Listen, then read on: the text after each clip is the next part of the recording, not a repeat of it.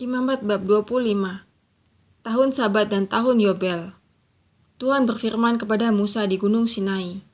Berbicaralah kepada orang Israel dan katakan kepada mereka, apabila kamu telah masuk ke negeri yang akan kuberikan kepadamu, maka tanah itu harus mendapat perhentian sebagai sabat bagi Tuhan.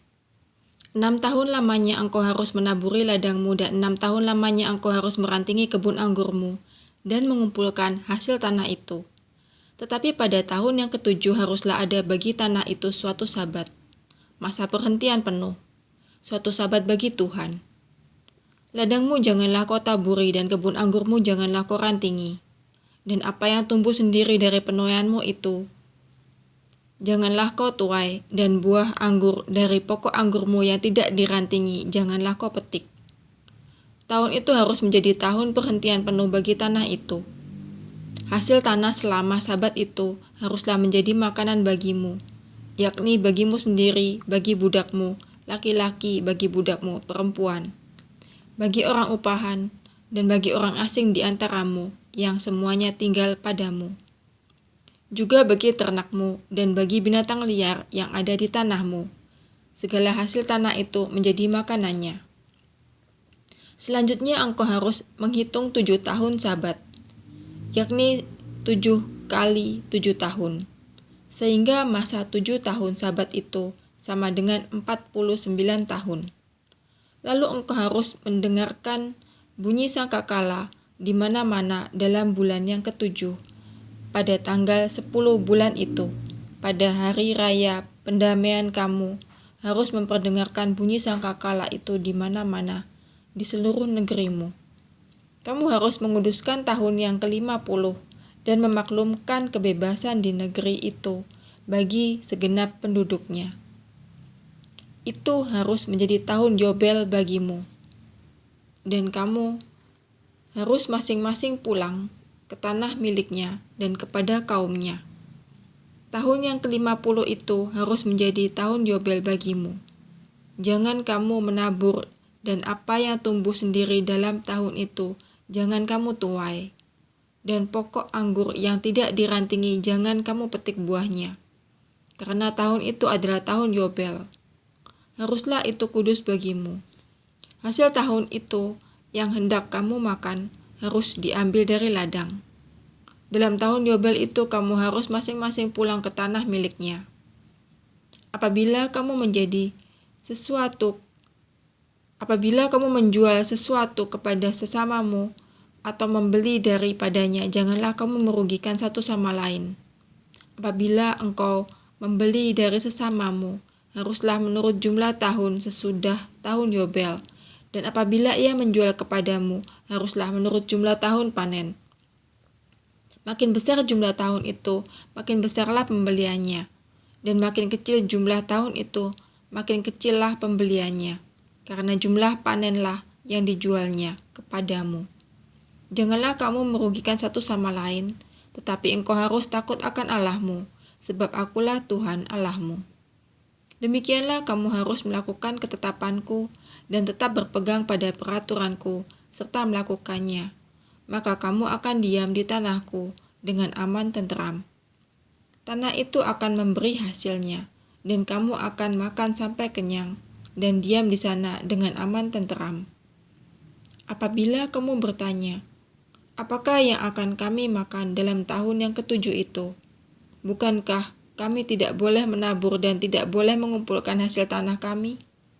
Maka aku akan memerintahkan berkatku kepadamu dalam tahun yang ke-6, supaya diberinya hasil untuk 3 tahun. Dalam tahun yang ke-8 kamu akan menabur, tetapi kamu akan makan dari hasil yang lama, sampai kepada tahun yang ke-9. Sampai masuk hasilnya, kamu akan memakan yang lama. Penembusan tanah. Tanah jangan dijual mutlak, karena akulah pemilik tanah itu, sedang kamu adalah orang asing dan pendatang. Bagiku, di seluruh tanah milikmu haruslah kamu memberi hak menebus tanah. Apabila saudaramu jatuh miskin sehingga harus menjual sebagian dari miliknya, maka seorang kaumnya yang berhak menebus, yakni kaumnya yang terdekat, harus datang dan menebus yang telah dijual saudaranya itu. Apabila seseorang tidak mempunyai penebus, tetapi kemudian ia mampu sehingga didapatnya yang perlu untuk menebus miliknya itu, maka ia harus memasukkan tahun-tahun sesudah penjualannya itu dalam perhitungan, dan kelebihannya haruslah dikembalikannya kepada orang yang membeli daripadanya, supaya ia boleh pulang ke tanah miliknya. Tetapi jikalau ia tidak mampu untuk mengembalikannya kepadanya, maka yang telah dijualnya itu tetap di tangan orang yang membelinya sampai kepada tahun Yobel. Dalam tahun Yobel tanah itu akan bebas, dan orang itu boleh pulang ke tanah miliknya. Penebusan rumah. Apabila seseorang menjual rumah tempat tinggal di suatu kota yang berpagar tembok, maka hak menebus hanya berlaku selama setahun mulai dari hari penjualannya. Hak menebus berlaku hanya 1 tahun. Tetapi jikalau rumah itu tidak ditebus dalam jangka waktu setahun itu, rumah itu secara mutlak menjadi milik si pembeli turun-temurun. Dalam tahun Yobel rumah itu tidaklah bebas. Tetapi rumah-rumah di desa-desa yang tidak dikelilingi pagar tembok haruslah dianggap sama dengan ladang-ladang di negeri itu. Atasnya harus ada hak menebus, dan dalam tahun Yobel rumah itu harus bebas. Mengenai rumah-rumah di kota-kota orang Lewi, hak menebus rumah-rumah itu ada pada orang-orang Lewi untuk selama-lamanya. Sekalipun dari antara orang Lewi yang melakukan penebusan, tetapi rumah yang terjual di kota miliknya itu haruslah bebas dalam tahun Yobel, karena segala rumah di kota-kota orang Lewi adalah milik mereka masing-masing di tengah-tengah orang Israel. Dan padang penggembalaan sekitar kota-kota mereka janganlah dijual, karena itu milik mereka untuk selama-lamanya. Perlakuan terhadap orang miskin. Apabila saudaramu jatuh miskin sehingga tidak sanggup bertahan di antaramu, maka engkau harus menyokong dia sebagai orang asing dan pendatang, supaya ia dapat hidup di antaramu. Janganlah engkau mengambil bunga uang atau riba daripadanya, melainkan engkau harus takut akan Allahmu, supaya saudaramu dapat hidup di antaramu. Janganlah engkau memberi uangmu kepadanya dengan meminta bunga. Juga makananmu janganlah kau berikan dengan meminta riba. Akulah Tuhan Allahmu, yang membawa kamu keluar dari tanah Mesir, untuk memberikan kepadamu tanah Kanaan, supaya aku menjadi Allahmu. Apabila saudaramu jatuh miskin di antaramu sehingga menyerahkan dirinya kepadamu, maka janganlah memperbudak dia.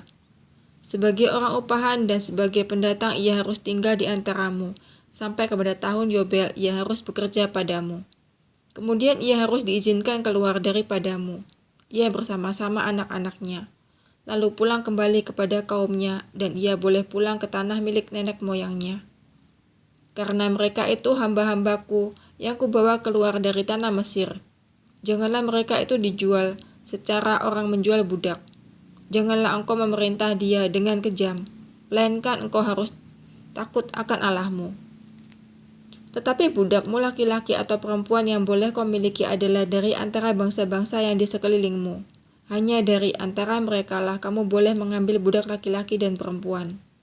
Juga dari antara anak-anak pendatang yang tinggal di antaramu, boleh kamu membelinya. Dan dari antara kaum mereka yang tinggal di antaramu, yang dilahirkan di negerimu, orang-orang itu boleh menjadi milikmu. Kamu harus membagikan mereka sebagai milik pusaka kepada anak-anakmu yang kemudian, supaya diwarisi sebagai milik. Kamu harus memperbudakkan mereka untuk selama-lamanya. Tetapi atas saudara-saudaramu, orang-orang Israel, janganlah memerintah dengan kejam, yang satu sama yang lain. Apabila seorang asing atau seorang pendatang di antaramu telah menjadi mampu, sedangkan saudaramu yang tinggal padanya jatuh miskin, sehingga menyerahkan dirinya kepada orang asing atau pendatang yang di antaramu itu, atau kepada seorang yang berasal dari kaum orang asing, maka sesudah ia menyerahkan dirinya, ia berhak ditebus, yakni seorang dari antara saudara-saudaranya boleh menebus dia. atau saudara ayahnya, atau anak laki-laki saudara ayahnya, atau seorang kerabatnya yang terdekat dari kaumnya, atau kalau ia telah mampu, ia sendiri berhak menebus dirinya. Bersama-sama dengan si pembelinya, ia harus membuat perhitungan mulai dari tahun ia menyerahkan dirinya kepada orang itu sampai kepada tahun Yobel, dan harga penjualan dirinya haruslah ditentukan menurut jumlah tahun-tahun itu. Masa ia tinggal pada orang itu harus dihitung seperti masa kerja orang upahan. Jikalau jumlah tahun itu masih besar, maka dari harga pembeliannya harus dikembalikan sebagai penebus dirinya menurut jumlah tahun itu. Jika waktu yang masih tinggal sampai kepada tahun Yobel sedikit lagi saja, maka ia harus membuat perhitungan dengan orang itu menurut jumlah tahun itu. Menurut jumlah tahun itulah ia harus membayar uang tebusan dirinya. Demikianlah ia harus tinggal padanya sebagai orang upahan dari tahun ke tahun. Janganlah ia diperintah dengan kejam oleh orang itu di depan matamu. Tetapi jikalau ia tidak ditebus dengan cara demikian, maka ia harus diizinkan keluar dalam tahun Yobel, ia bersama-sama anak-anaknya. Karena padakulah orang Israel menjadi hamba. Mereka itu adalah hamba-hambaku yang kubawa keluar dari tanah Mesir. Akulah Tuhan Allahmu.